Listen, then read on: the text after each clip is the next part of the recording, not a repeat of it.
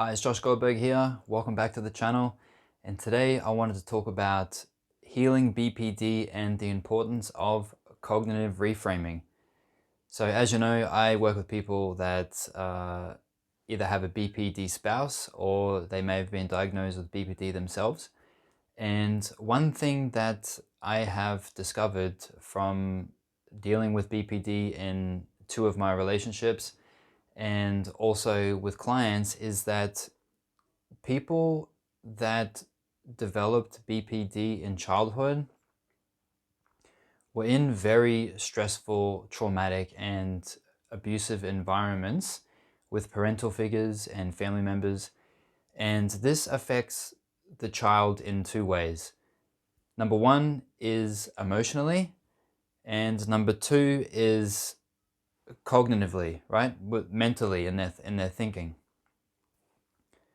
So as an example, if a child grows up in an environment where the parents are violent or they project blame onto the external, or they're emotionally neglectful, or if they use the child for some form of parentification, okay, if they want the child to parent them, if they put blame onto the child, if they treat the child like some type of trophy or some type of object, this affects the child in two ways, okay? So first of all, emotionally, and second of all, in their cognition and their thinking. So this type of environment creates very powerful and unpleasant emotions for the child, which they're not able to process. And secondly, growing up in this type of environment also causes the brain to develop in a maladaptive way because they're in a stressful and traumatic environment. So the thinking processes of the child are generally maladaptive and not healthy. And along with those thought patterns, the child will also develop ways of thinking that protect themselves from their own emotional pain. So these two areas, the cognition, okay, the thinking and the emotions, are separate phases in the healing of borderline personality disorder, but they both need to be addressed. And today I'm going to talk about the importance of cognitive reframing, okay? So when someone has very strong emotions that are unpleasant, the brain will develop protection patterns, okay? Thinking patterns that are defensive thoughts in order to avoid having the person to deal with their own emotional pain, okay? So I actually made a video on this, okay, on intrusive thoughts and on protection thoughts. I'm going to put a link to that video in the description. I highly recommend you go watch that, where I explain this concept of defense mechanisms and defensive thoughts and intrusive thoughts from the brain. So when a person has very powerful emotions, the brain has developed programs in order to protect the person from feeling these very unpleasant emotions. So when this child grows up into an adult and the emotions are stored and they're repressed, and if the thinking patterns haven't been worked on, okay, with either medication or with cognitive behavioral therapy or other therapies, so without creating new thinking pathways in the brain, the emotions are stored and the thoughts are there, and they're normally very busy and they're maladaptive. They're not healthy thought patterns, and the person's life becomes very disorganized and repetitive. And this is the cycle of trauma and abuse that the person creates from being stuck with these thoughts and stuck with these repressed emotions. So what tends to happen is, if a person will say do like hypnotherapy or inner child therapy, which I do actually do, the emotions can come up and the person can experience them. And if the person hasn't done some cognitive reframing in regards to the situations that these emotions were created in, what tends to happen is that the person will be pushing these emotions back down, okay? Because their thoughts will be not ready to let go of these emotions. Okay, so the emotions and the thoughts have like some type of relationship going on. Okay, so the emotions need to be validated in order to exist. Okay, so guilt, shame, fear, these types of emotions are very powerful, and they're very important to the person. Even if they're dissociated from them, they still feel how powerful they are. And the thoughts will also be there to create a protection from in relation to these emotions. Okay, so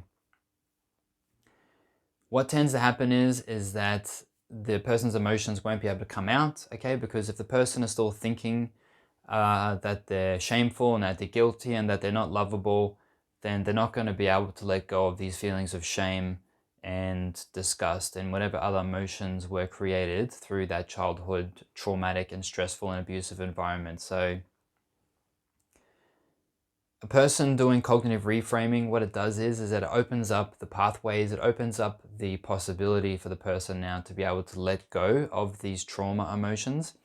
So say, for example, a child grew up in an environment where the mother or the father, or maybe both, were not dealing with their emotions properly, and they were blaming the external environment, and they were very angry and emotionally neglectful.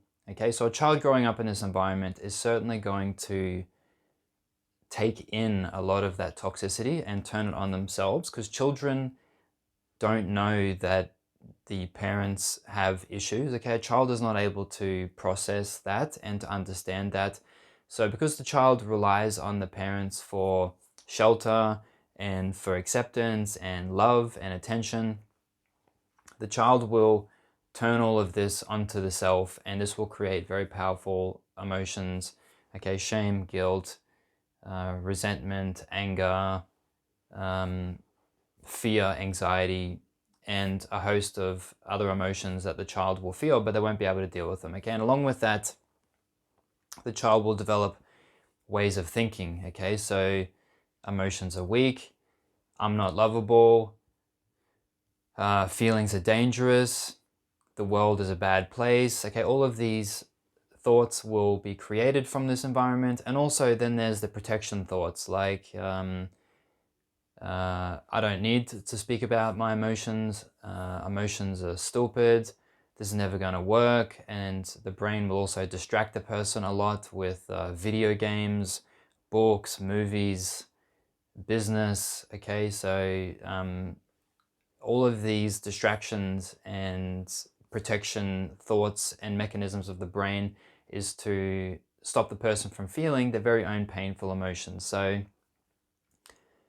now this child is a victim of a very difficult and stressful and harmful environment, okay, emotionally harmful environment.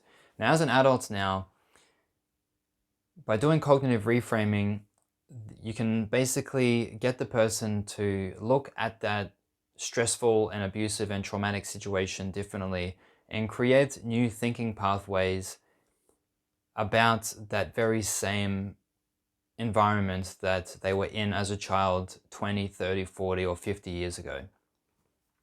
So for example, they might have feelings of shame and guilt, okay, and fear and anxiety, and they might have thoughts of that I'm not lovable, I'm guilty, I'm a bad object, and I'm in trouble all the time. So this is what the child developed, okay? So now as an adult, the person can cognitively reframe that. And as an adult, now that they can actually process and go through that situation with more wisdom and with more intellect and skills, and with the coaching and guidance of a counselor or therapist or CBT practitioner, they can go back over that and more or less tell their inner child and tell themselves that my parents, they were blaming, they were projecting their issues onto the external environment, they were angry because they weren't dealing with their emotions correctly, and they were probably dysregulated.